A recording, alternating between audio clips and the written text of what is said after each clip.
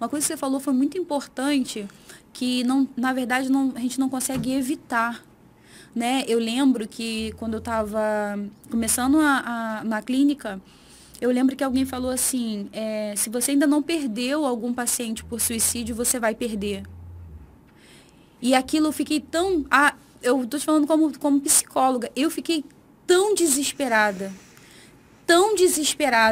que eu juro pra você que eu ficava assim, ai, que eu não pegue ninguém assim, que eu não pegue ninguém assim, porque eu já peguei toda a culpa e impotência, coloquei nas minhas costas, como se eu fosse a responsável por salvar ou por não salvar. Olha a que ponto chega, eu acho que eu compartilho do sentimento de um familiar, por exemplo, de um amigo, né? Você pega isso tipo, eu sou responsável. E quando você falou isso, eu fiz assim, né? Falei, nossa, então vamos entender melhor o que que acontece, até que ponto a gente consegue ajudar, até que ponto eu posso ajudar, né, a reduzir, né? E como que a gente consegue fazer isso, Manu? Lembra que eu falei ainda há pouco sobre humildade? Sim. A gente precisa muito, muito, muito, isso é muito importante, tanto nós, né, como profissionais da área da saúde, sim. mas também familiares, também amigos, Sim. também cônjuges. A gente não é responsável pela vida do outro, né? A gente não salva, infelizmente, a gente não tem condições de salvar a vida do outro, né? Então, eu acho que isso desde cedíssimo, né, a gente precisa saber disso e o quanto que isso é importante na formação do psicólogo. Né, para ele não se sentir salvador, porque aí ele entra na onipotência. Sim. Eu vou salvar a vida do outro. Aí o que acontece quando ele perde um cliente ou um paciente por suicídio? Ele entra na impotência. Sim. Então, o trabalho é cada vez mais ficar na sua potência, que é fazer tudo aquilo que está ao seu alcance. Né? Então, isso é muito importante tanto para os profissionais quanto para as pessoas próximas. Né? Que é, o que eu estou fazendo, né? Aqui? Eu tô fazendo o que é possível fazer. Né? Então, é não se colocar nesse lugar de Salvador. Né? De Salvador. E você falou uma coisa muito importante, né? Que você falou sobre o ato de coragem, né? O ato de covardia. Sim. Né? E assim, essas são representações, né, sobre o suicídio e que não traduzem. Porque não é. O suicídio, ele não é um ato de coragem e nem é um ato de covardia. Né? Ele é um ato de um sofrimento intenso, de uma dor que é insuportável. Então, não é. E aí, isso acaba, né, infelizmente, estigmatizando mais ainda aquela pessoa. Porque ela foi fraca. Não, ela não foi fraca. Né? Ela era uma pessoa em sofrimento. Sim. E o quanto que é importante, né, a gente poder empatizar com essa dor do outro. Né? Então, é muito importante a gente olhar para isso. Sim. E aí você falou da prevenção, né? O que a gente pode fazer, né, para ajudar? Então, eu acho que começando pelo começo, não existe suicídio. Existem suicídios. Né? Então, existe uma única forma de morrer por suicídio. Né? Então, existem sim pessoas que comunicam. Existem sim pessoas que dão sinais. Sim. Existem pessoas que falam, inclusive nas redes sociais. Sim. Né? Sim. Olha, não aguento mais, não estou suportando, seria melhor que eu não estivesse aqui.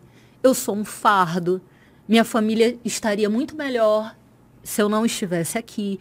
Então, a pessoa está comunicando que algo não vai bem. Sim.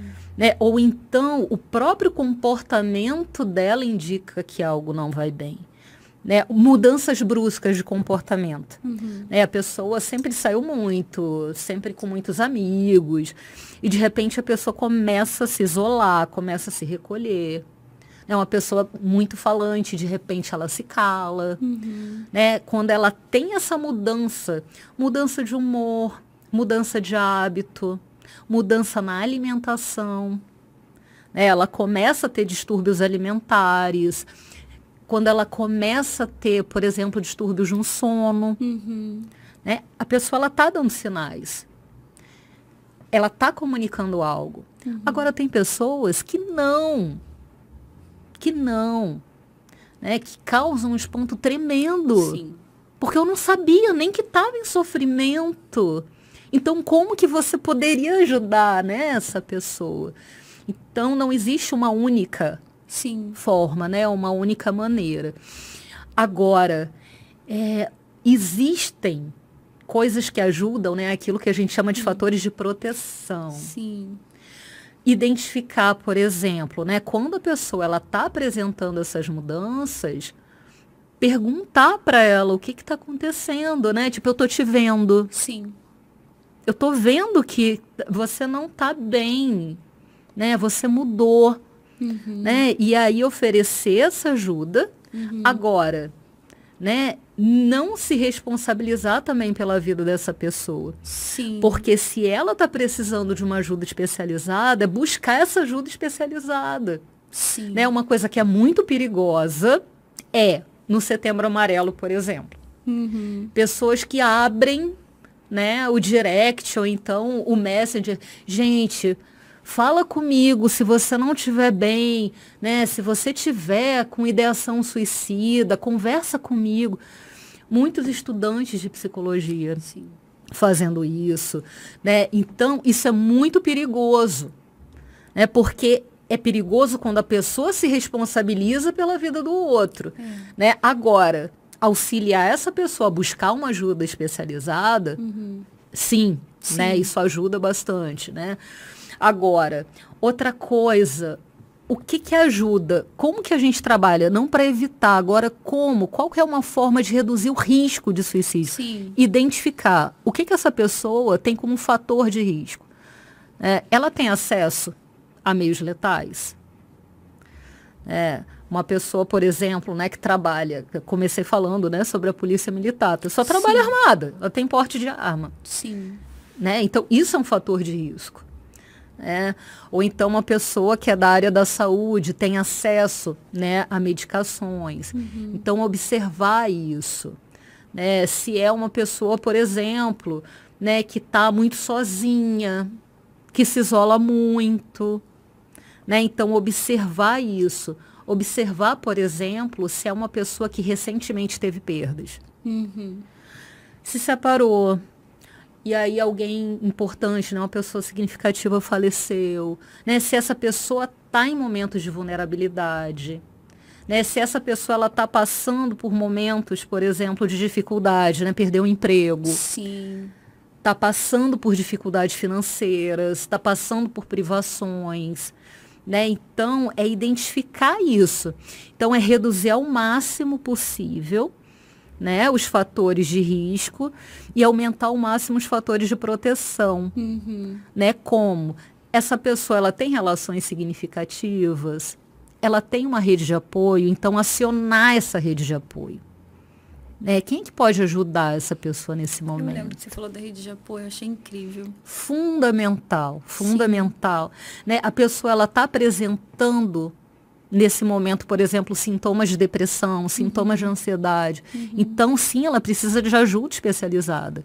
Psicoterapia, né, uma ajuda clínica, né, uma ajuda médica. Fazer uma avaliação com o médico psiquiatra, se for necessário, sim.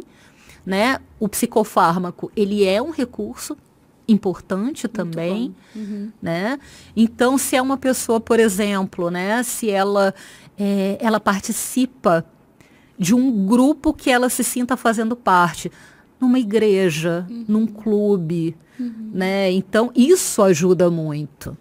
Ela pertencer. Entendi. É o que a gente já nasce com esse sentimento de pertencimento. A gente precisa pertencer a algo, né? Ou a alguém na vida. A gente precisa estar inserido.